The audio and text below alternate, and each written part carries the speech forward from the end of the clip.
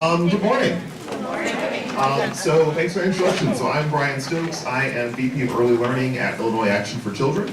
And so as we were talking about this morning, Illinois Action for Children is providing this training and technical assistance based on input that we gathered from community-based providers. And so part of what we heard was that there were a lot of questions and concerns about program models. So you've heard from Teresa earlier today that you're really going to need to look at your community data and how to do that, and some great tools to do that. And so now we've talked about, so how do you use that to build your program? Because your program model may need to change and shift based on this new RFP compared to what you're doing now. All right.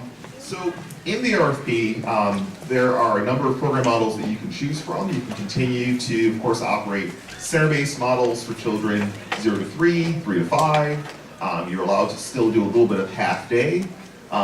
You're allowed to have partner sites for federal funds. Charter and private schools are able to apply. You can have home visiting programs as well as a network of family child care homes. And so, the funding streams that you can use for each of these program models may vary, and program settings may vary, but these are your options. And so, the question we'll talk about today is, how do you use the data in your community? How do you use the need that you know is in your community to best figure out which of these you should be pursuing? So the first question is, thinking back to what Teresa referenced earlier, who is your program going to serve? And so you're going to need to design your program model to meet the needs of families in your community.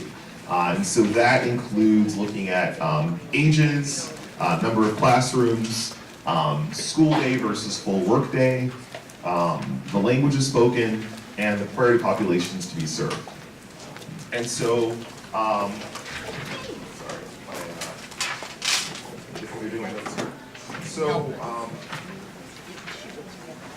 my question then is, so for most of you, does your current program plan reflect who you currently serve?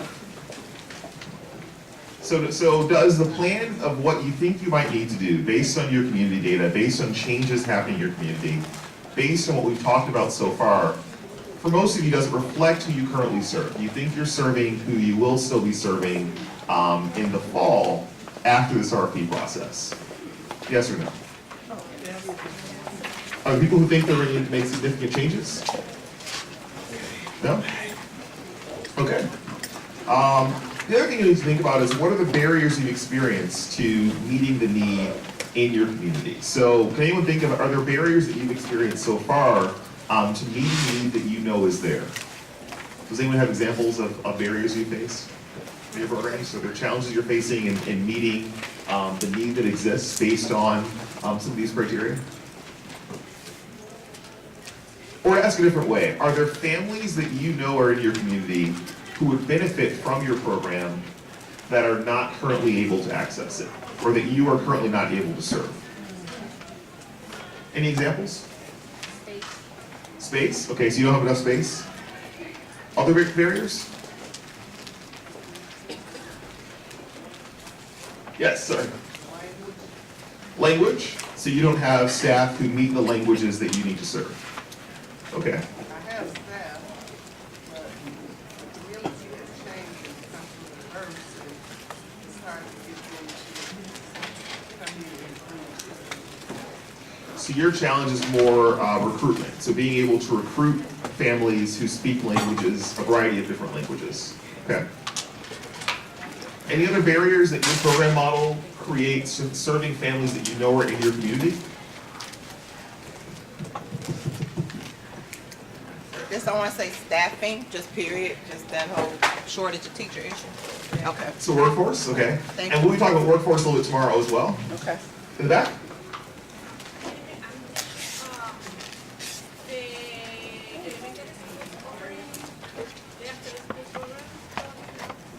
So now that the schools are full day? Elementary schools offering after-school programs? might be like a barrier for me to get more kids in my program. Okay. So you said after school programs or schools that are offering early childhood programs? So you're seeing more kids are going to your local school. Okay. All right, so these are all good too. Was there another one? All right, so these are, oh yeah. Transportation. Transportation. So there are families who are in your community who can't reach your program based on transportation. Is that the primary need? Okay. These are all good things to keep in mind as you design your program and think about the kinds of resources you'll need to build into your budget. So, these are continue the three main basic funding streams. Preschool for All, Prevention Initiative, state funding from the Early Childhood Block Grant, Head Start and Early Head Start, so our federal funds that are direct federal to local, to the city as a grantee, and then the Child Care Assistance Program, which is a mix of state and federal funding that supports full-day programs for parents who are working or parents who are in school.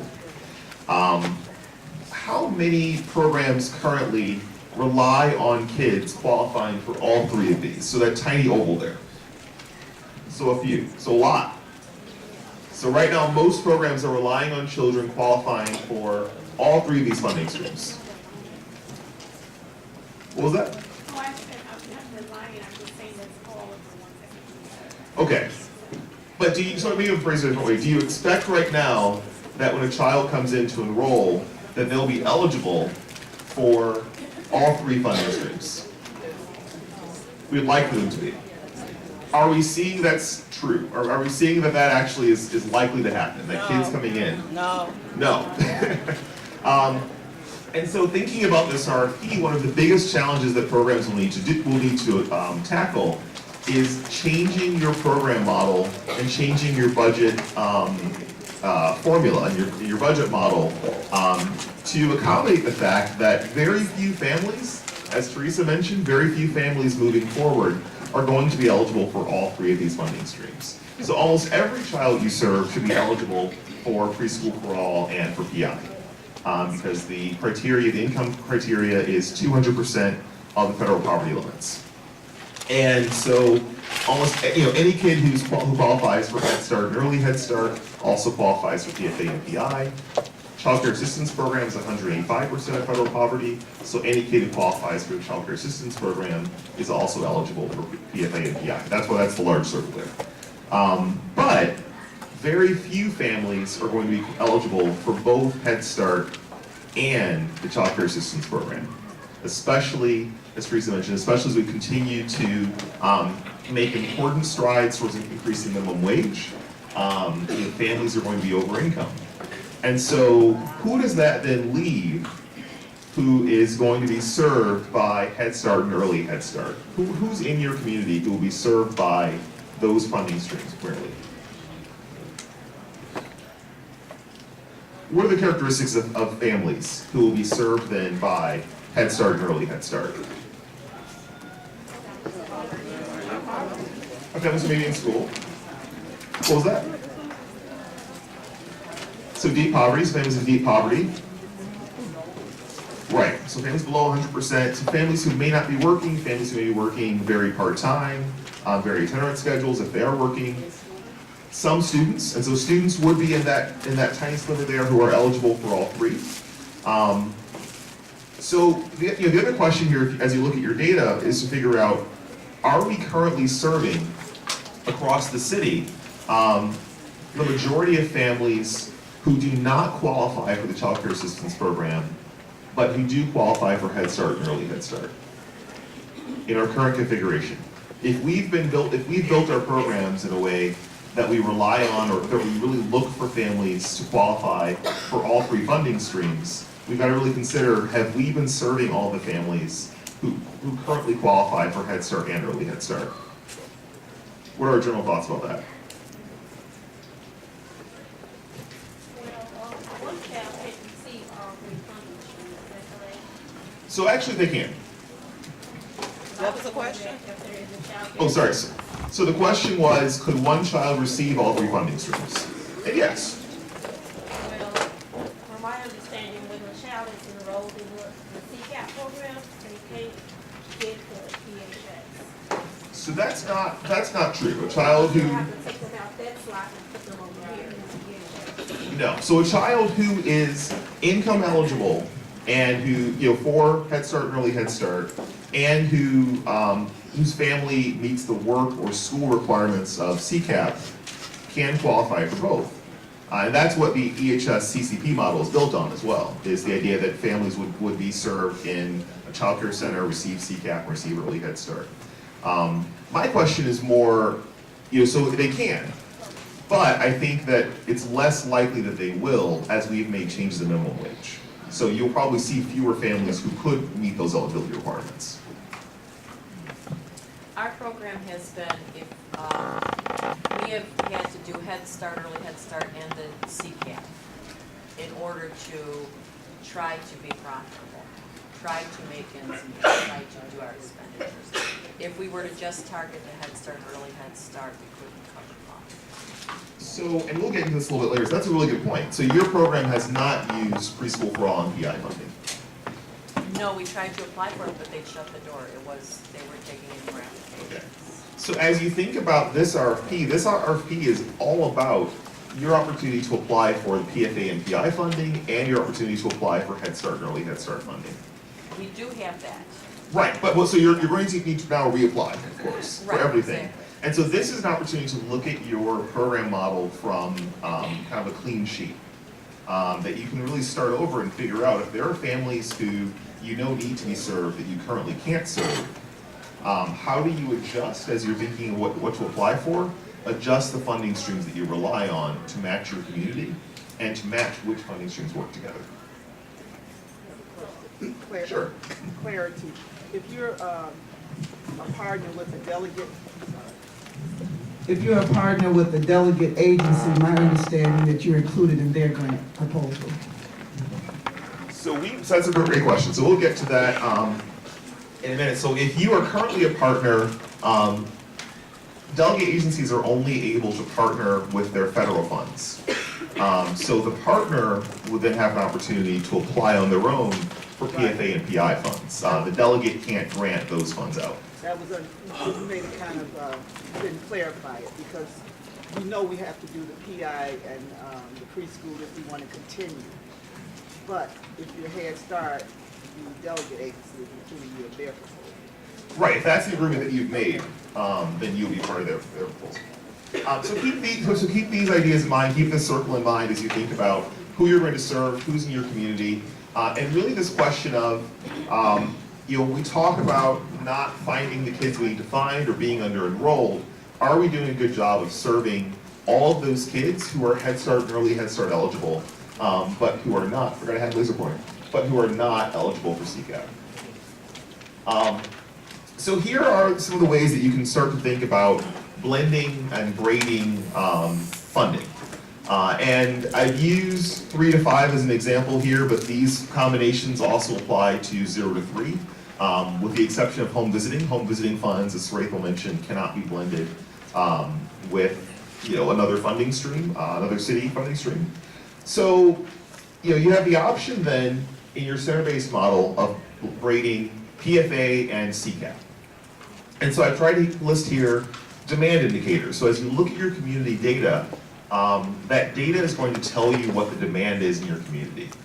So if you're seeing that your community, that the people who are not being served in your community are working families, parents who are in school, and those families have incomes below, really 185%, but we'll say 200% here for PFA, then you may consider building a program model that doesn't use Head Start and Early Head Start, but that does use PFA and CCAP. If that's what your data tells you, that's what you might consider. On the other hand, if you're in a community and the data shows that you don't necessarily have working families or families who are in school, or that those families are already being well served in other programs, and that you have family incomes below 100%, that's a great opportunity then to look at grading Head Start and Preschool for All. If you have families who are in very low wage jobs, or who are in school, you have a large population of students, and you see that population's not being well served, and those family incomes are below 100%, that's an indicator that you may consider building a model based on all three. At the same time, and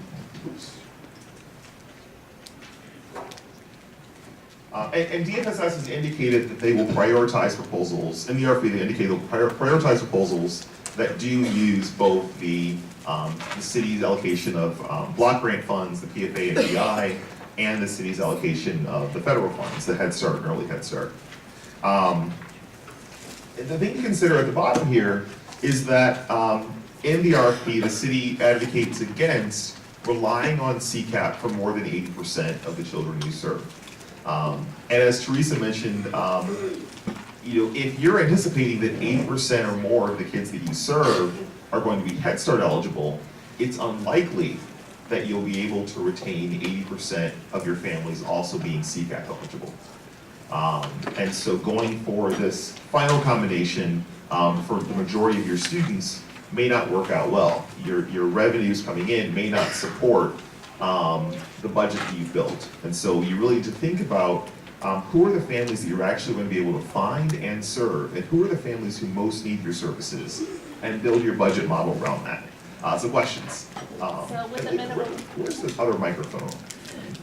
Okay. with the minimum wage going up in July, that's gonna affect a lot of our CCAP families. So when writing this, do we think about our current CCAP family numbers or the future CCAP family numbers? So you're saying that minimum wage is going to make families in your program over income for CCAP? Correct.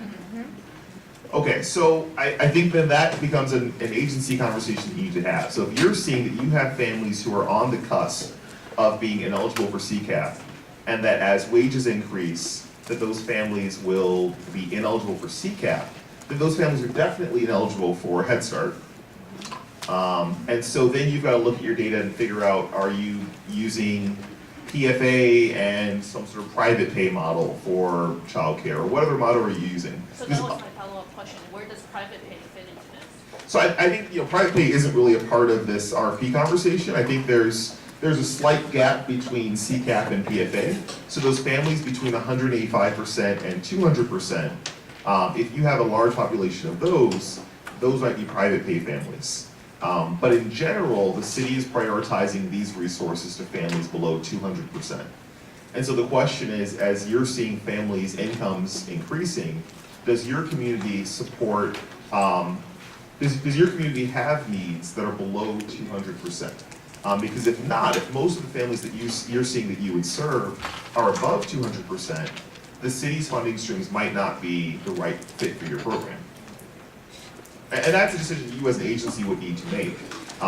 But PFA and PI have the highest income caps of the city's funding streams, and that cap is at 200%. So you're saying that they're prioritizing apps or they're looking favorably upon those that demonstrate 200 or below? So there's a couple things. So Bryan, the city. repeat the question, please. Oh, sorry. So the question was, is the city prioritizing applications that would serve 200% or below? And so the answer is actually that based on the income guidelines in the RFP, the city is only providing funds that will support families below 200%. Because the income category, the income cap for PFA and PI that the city has placed is 200%. What the city has prioritized is proposals that will braid Head Start funding and PFA funding, or early Head Start and PI funding. Any other questions so far? Is this helpful? Okay, great. Repeat that So the city has stated in the RFP that they'll prioritize families, or they'll prioritize applications that use both their state funds, their early childhood block grant, PFA and PI, and their federal funds, the Head Start and Early Head Start. You're welcome. All right, so then thinking about CCAP, so the RFP recommends that no more than 80% of your enrollment is targeted for CCAP eligible children. And so what that means is if you currently build your budget, when you build your operating budget, and hopefully a number of you are going to the operating budget session that Teresa will have later on, when you build your operational budget, if your budget relies on revenue from more than 80% of your children being CCAP, that might not be a sustainable model based on what the city is, based on who the city really wants you to focus on serving. The goal is also to ensure access for families who are not working and not in school. And so we know that if we have programs that intentionally braid Head Start and Early Head Start with CCAP, and if we use those eligibility criteria, if we use CCAP eligibility as a barrier to enrollment in the program, then we're not actually serving the most at-risk children and families. We're leaving out those families who are below 100% of poverty, who may be below 50% of poverty, but who are not working, not in school. Those are our most at-risk families with the lowest access then to early childhood.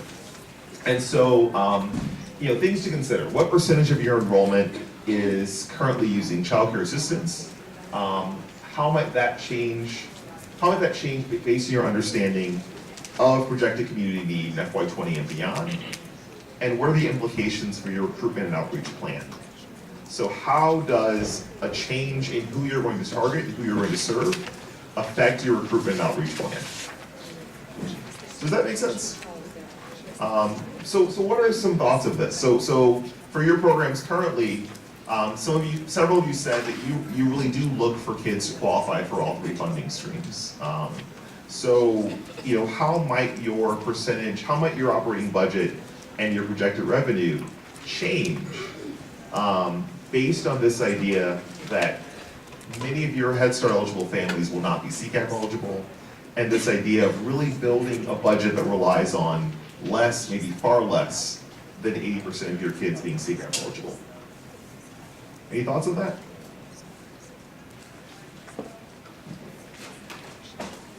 Does this change how you recruit?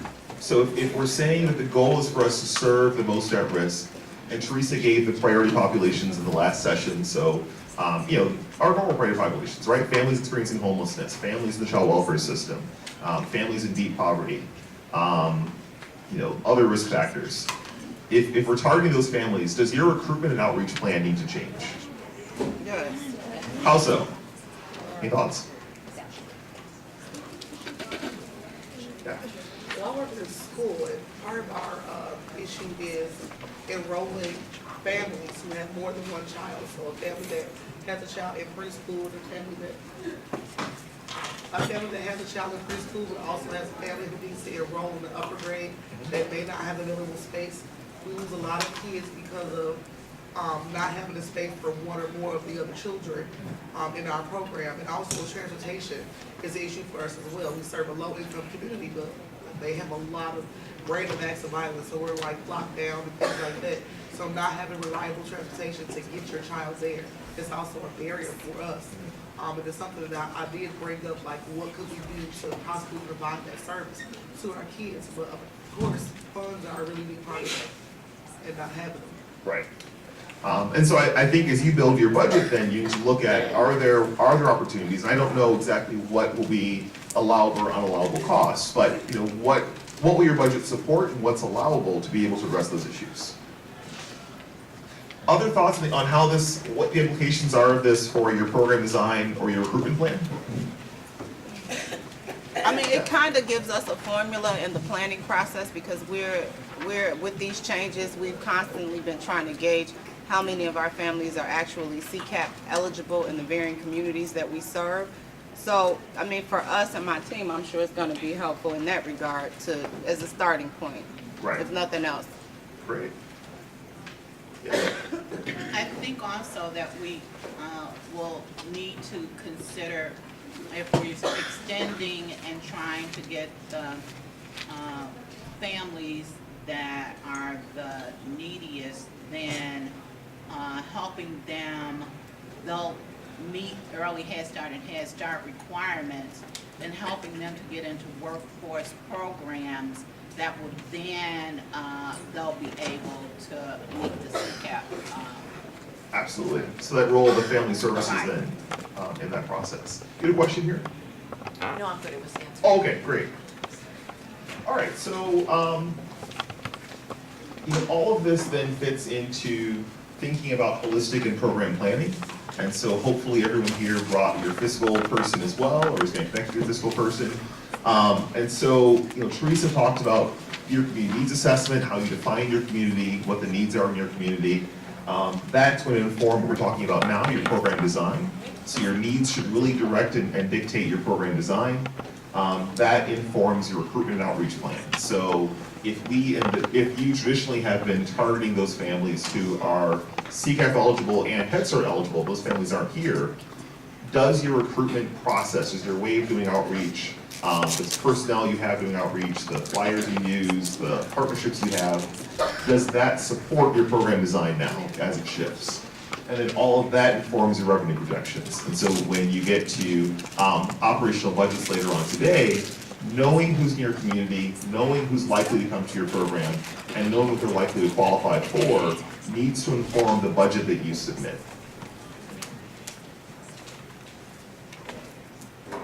So here's an example. So this is a kind of a screenshot from the mapping tool, the Chicago Needs Assessment tool that Teresa showed you earlier. So this is South Lawndale. So I didn't create a custom community, I just kind of followed community boundaries to make it easier. You, of course, when you use the tool, will customize it based on the communities that you intend to serve. So if we look at South Lawndale, and if we look at the chart in the RFP and the chart from the mayor's announcement, South Lawndale is a target for UPK. So CPS is intentionally building more capacity for 4-year-olds in this community. There are 791 4s. CPS anticipates serving 78% of the 4s, and they anticipate that CBOs will serve the remaining 22%. We also know in this community, based on the mapping tool, that there is a high density of children under 6 who are below 185% of poverty. So there's, and so a high density, and I don't know if everyone saw I forgot to put the copy of that here, but the chart in the RFP, there are 2 charts, one for 3 to 5, one for 0 to 3, that compare density and capacity. Did everybody see those? Okay. So, high density, so lots and lots of kids in this community, under 105%. Moderate capacity, so between 33 and 65% for 3 to 5-year-olds. Low capacity for 0 to 3-year-olds. So there are a lot of 0 to 3-year-olds, infants, toddlers, 2s, who are sitting at home, who are in our priority populations with no program to go to. There are still some 3 to 5-year-olds, some preschoolers who are sitting at home with no program to go to. There will be fewer of those, thankfully, because of UPK, but there are still some 3s. So if there are almost 800 4s, there are probably almost 800 3s. So we know that there's moderate capacity, there's still some opportunity for improvement to serve preschoolers. 49% of the children under 3 are living below the poverty line. And it was similar for kids under 5. It was maybe 41%, I think. So over half of this community, children under 3, are infants, toddlers, and 2s, are below the poverty line. And then 33%, so about a third of the kids in the community are eligible for CCAP based on parent work status and parent school status. So that's our model for this community. So this is a community, we have a lot of kids to be served, we have limited capacity to do it, and a limited number of families who are going to qualify for the Child Care Assistance Program. So what are the implications of this? So this is interactive. What are the implications of this data? And I can go back to the data slide and ask a question. So what are the implications?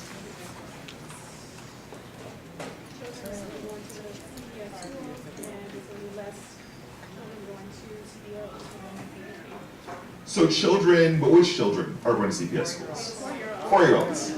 But if those CPS schools are currently serving 3s, they no longer will be, for the majority. So most of the 4s, yes, are going to CPS, but we've still got some 3s we can serve. A lot of birth to 3, there's a need. Huge need for birth to 3. Other implications of the data? You're saying the CPS will not be serving the 3s? So CPS has said they're going to serve some 3s in certain communities. I think it's in that report.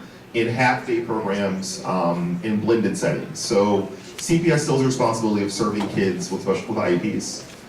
They're going to still have some 3-year-old classrooms, but the majority of their resources will be dedicated to 4s. Anything else that this data tells us? Any other implications of this data? Oh, There are a large number of kids, I feel, that would qualify for early Head Start or Head Start, but don't qualify for CPAP. absolutely. A large number of kids who qualify for Head Start and Early Head Start, but not CCAP. And by extension, if they qualify for Head Start and Early Head Start, they also qualify for PFA and PI. Anything else? All right. So if you are a program in this community, so we're writing part of Susie's application now. So if you're a program in this community, how would you respond to the need? So creating more 0-3 spaces, absolutely. So if you've got classrooms that are currently empty or that are currently under-enrolled with preschoolers, can you split them in half and have two classrooms of 8 for 2-year-olds? What can you do? Other ways that your program might respond.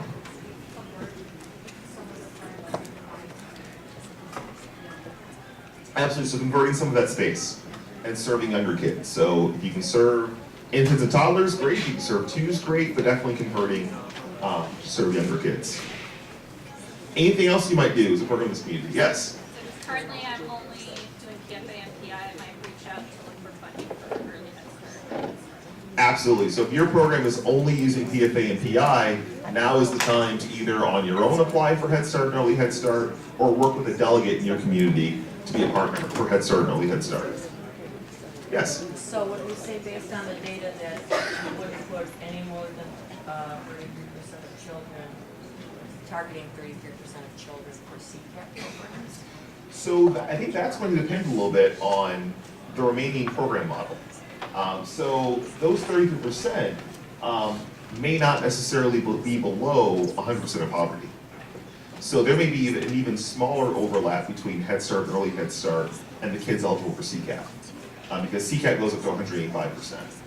So if your plan is that you're going to have every kid or the majority of kids in your program qualify for Head Start and Early Head Start, and you're going to use PFA and PI as your second funding stream, you might actually choose to go below 33% eligible for CCAP, because the majority of these kids are probably not Head Start eligible.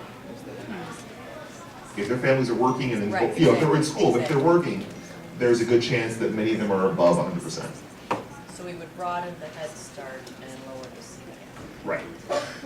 And then grade with PFA and PI. So if I answered that question, what other information, so if you're thinking about this, what other information might a program need to make decisions? So beyond what I had on my very quick slide, what other information might you as a program look to, other data might you look to make these decisions?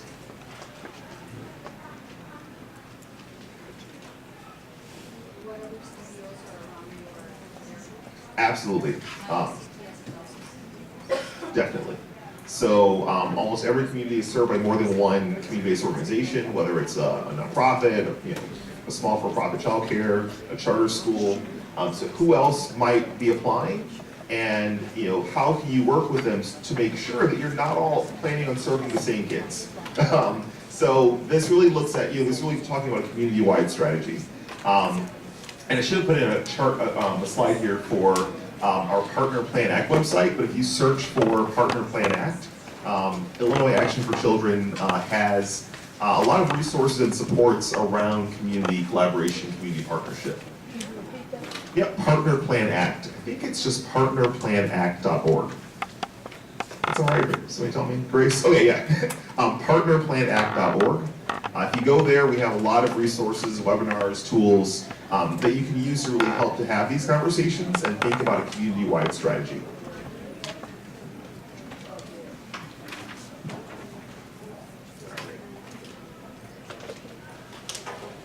So, as you're building your program design, other things to take into consideration here are the things that are changing in the Chicago Early Learning Standards. And I know they're still working on the final version, and there's a session tomorrow that will talk about the new standards, but the RFP gives us a highlight of some of what's changing.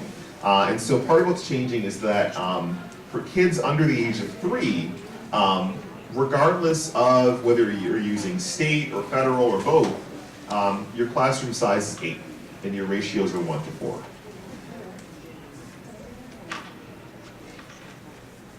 So, yeah, in the new RFP. So this is what we're moving towards now. So in the new RFP, right now, if you're operating a PI program, your 2-year-old classroom, you can serve 12. If you have neither of these funding streams, this is different from licensing. But moving forward, it's 8. So for most programs, is that causing an issue? Yes. Yeah. Okay, so currently I'm in a school, a charter school, we Right. serve a mixed age 3 to 5-year-old classroom. So what are the implications for us going forward if CPS or charter schools will no longer be serving 3-year-olds in the classroom or 4-year-olds?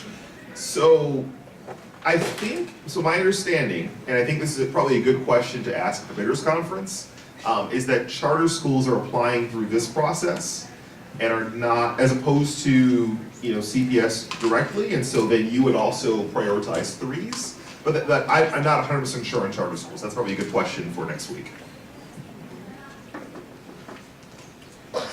So the other thing, of course, is that regardless of funding stream, your predominant age is 3. So if more than half of the kids that you serve are 3, your class size is 17. So what are the challenges that this causes for people? What are the issues? Yeah. We're saying overall, we need to expand services for birth to 3, but we're narrowing the maximum number. So overall, we need to expand, but we're narrowing our maximum number. That is a challenge. So we're not serving the needs of our community. So the question that raises then is how else can we reach this number? We'll talk about that a little bit more later on, but how are ways that we can expand our services, knowing that, this reflects, the gold standard to accelerate. We know that research supports smaller class sizes for younger children, but it does create this reality of we're serving fewer kids at a time we need to serve more. So that's a good thing for us to start to think about as we design our program models. Other issues this creates? Teacher shortage. Teacher shortage, so where are we gonna find teachers? So workforce is tomorrow, but where are we gonna find teachers? That's a real issue. Yeah. It's gonna impact, for example, for us, we only have PI funding, we have a large PI program. So for example, for our site, we have a large PI program, just serving 0 to 3, about 88 kids, and our population, we do have kids in our neighborhood who qualify for Head Start, but that's very small. And so with us having to decrease our class size, we won't be able to get the additional funding for Head Start. So when you're thinking about 6 classrooms being affected, that's 24 plus kids, your slots would be cut as a center. And for us, being able to divide classrooms is an option. So for us, I guess the main thing is just the funding that's coming into the center altogether. Well, that's an important point. And so, if you're seeing that you don't have Head Start eligible kids, but you do have PI eligible kids, it's likely that you're then braiding funds with CCAP. And the other thing to note in the RFP is that there is a significant increase in the cost per child. And so as you build your budget, the idea is that offsets, that the funds you're receiving support your fixed and your variable costs for those classrooms. Yeah. Also too, with cutting the numbers, what is taking place is that, and we're not helping the community. We're not helping our families, because if you have a family that has 4 children, and we can't take 2 of the younger ones, or vice versa, because, we're cutting the numbers, where are they gonna go? You're already saying that, there's so many kids out there in early, the PI that need the community in their schools, but if we're gonna cut those numbers, then where are they gonna go? And so I think hold that thought when we talk about partnerships. Because I think part of what we need to think about as well is if we can't do it ourselves in our current programs, our current spaces, how are we going to partner in our communities? Last question, yeah. Sorry, I must have missed this before, but if you don't mind explaining, why did you go from 12 to 8? So the city built the Chicago Early Learning Standards on the most stringent standards across their funding streams. So Prevention Initiative allows you to have 12, Early Head Start requires 8. And so as you go through the standards are built on what's most stringent between the two. Because the idea is that the experience for children and families should be the same regardless of how you're funded. So if you happen to be at 125% of poverty, your experience in a program shouldn't be lower quality because you're not in an early Head Start classroom. So that's the idea. So it's that the early Head Start standards reflect the best practices around quality for infants and toddlers. So we're encouraged to use data, and our data shows the need for 1 to 3. So hold that thought, we'll talk about partners in a minute. So I think part of this we need to talk about how are we going to be creative in thinking about how we build our capacity. The other pieces to keep in mind here as you build your model and your budget is that you now have the opportunity to include family support across all of your center-based programs. So right now, our programs that are only using PFA or PI don't necessarily, well, PI has case managers, but PFA, we don't have family support. We're still serving families who have multiple risk factors. And so, remember to build in that family support component into your application, regardless of funding stream. And then, of course, there are new salary minimums in the RFP. And so, that's going to really help us with the workforce issue that keeps coming up. We've got to build the pipeline, but in terms of keeping people in our profession, the minimums are going to help us. So, I'm actually going to skip ahead and then come back. I will skip ahead and then come back. So, this issue around we now need to reduce from 12 to 8. How are we going to do this? I think part of what we need to talk about is, or think about, is partnerships. The RFP allows you to partner in 2 ways. It allows you to have private child care centers, licensed centers, as partner sites. And those partners you provide funding and support to. You provide funding so they can reach the same salary minimums and same qualification levels that you need to have in your own programs. And they also allow you to subcontract federal funds to family child care homes, to build a network of family child care homes. How many people right now have family child care networks? 1? 1.5? No, okay, 2 in the back, okay, 2 or 3.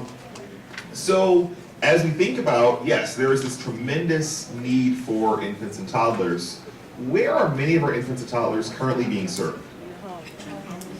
In homes, in licensed homes. And so do those homes right now have access to the same kinds of resources, curricula, family support that you have in your own programs? So we have the same kinds of kids. We have kids who are living in poverty, kids experiencing homelessness, kids with all kinds of risk factors being served in homes, but they're not benefiting from the supports that your agency can provide. And so part of what you need to think about here, what the opportunity that you have here, is to think about how do you engage those homes in your community, how can you build a family child care network, and how can you engage partner sites who also are serving many of the infants, toddlers, and twos in our communities, but don't have access to the same kinds of resources. So existing partners do, but who else is out there? What other child care centers are out there? So if a child care center opens up down the block, and it's brand new owner, brand new director, doesn't really know how to pursue quality, how can they benefit from the supports that you bring? And how can you use them as an extension of your program to reach that need? Because we do have to figure out how we both reduce our class sizes and move towards quality. And so the benefits of partnering, you're able to expand services to communities, going back to that chart with the high density and a low capacity for serving families. You're able to meet this tremendous need for children under the age of 3, and collaboration with peer service providers. So the RFP defines your partners as peer service providers. So they're your peers They're an equal partner in serving kids. All right, I can see you've got a concern. We're pushed to go to birth to 3, now we're pushed to delegate out, to subcontract out, like, we're having a hard time enough with our own center funding that right now, and like, this is the way that it's going, this is the direction that it's going to? So I don't work for the city, so I'm not pushing anybody to do anything. So I'm offering some ideas. So one idea, one approach that you can take, if your community says that if your data says this community needs services to serve kids under the age of 3, and you look at your building and you've got 5 classrooms that are packed to the gills, then an option of how you can be an agent of change in your community and help meet that need is partnership. I am not saying you should do this, I'm not saying you shouldn't do this, there are pros and cons, but it's an option. Okay, someone said to me, if they were a partner site, they're still held to the same criteria for teacher salary. Absolutely. So they don't feel that they can pay their teachers that salary if they're partners, because they're only gonna get a percentage of the funds for that child, for the children. Based on the current cost per child, no. Based on the cost per child in the RFP, that's part of why the cost per child needed to increase, is that most programs couldn't necessarily reach those salary minimums. So based on that cost per child and based on the agreement between the delegate and the partner, as a delegate, your job is to make sure that your partner can meet every one of those standards, because they're an extension of yourself. Is there a certain amount I should give them, or is that just left up to us? So the city in the RFP has, I believe, a partner framework, and I think it gives some of that guidance in there. Okay, thank you. So I've got, and I don't know. Does the staff of home providers, are they required to have BA teachers and or associate degree teachers and director credential 2 for their program? So for home providers, I don't believe the RFP directly addressed qualifications for home providers, but that's a good question for the bidders conference. What was that? So home providers have a somewhat different set of requirements, so that's a good bidders conference question. And we're talking about the standard of quality when it comes to 8 children, because that's what you stated. Yes. Yet, the family care providers, you're saying, does not have the staffing requirements, which will impact So the let's go back children. one step. So my interpretation may not be the right interpretation, so that's a great bidders conference question. We're step out of the fire here.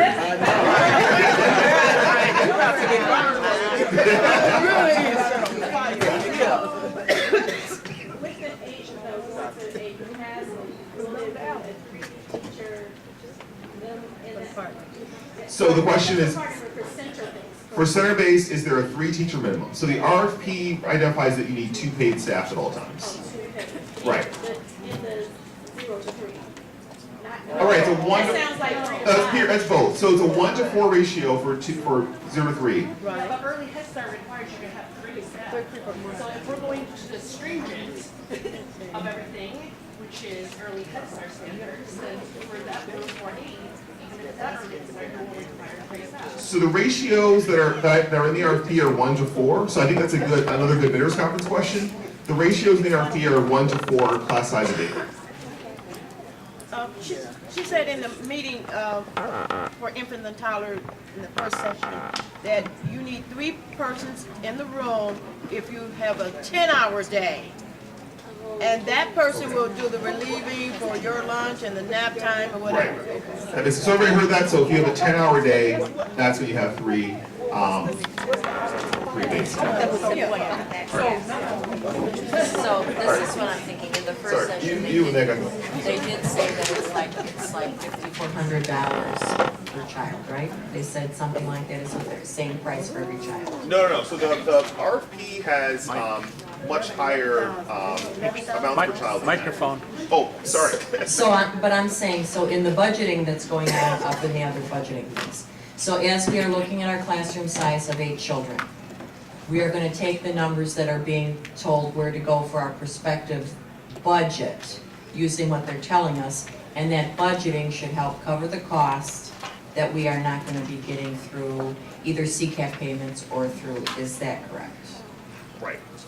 Okay.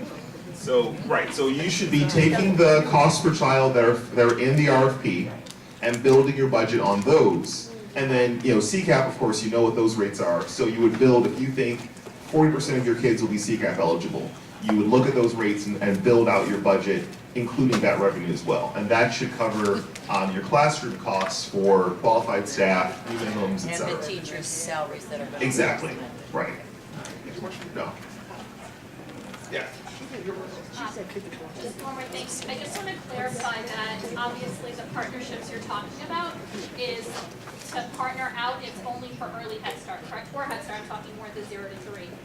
So Correct. then, what we were kind of sharing is as PI, our families, and we're seeing more and more not qualify for early Head Start, when we're reducing our slots, the only places they can go is another PI program because they're not going to qualify for early Head Start.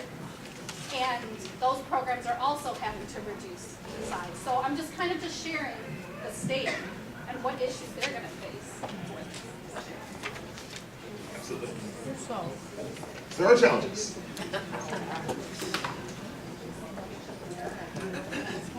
And we're going to figure out how to fully build those capacity. And just piggyback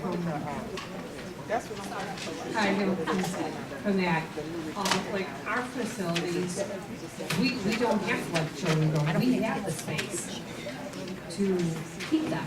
But the rooms are already arranged for the PI at, like for the toddlers at 12. You know, So it's a furnishing issue. yes and no, I mean, it's right, so. And then not only that, our families don't want to leave us. They want to stay with us. They don't want to go to 2 places and drop off a baby here because they don't fit, when we could technically take them. So these are strategies, these are concerns that we have as for PI with the programs. Right. Well, and so what, I would say. Down to 8 versus 12. Right. And I think, part of what you'll need to do is you build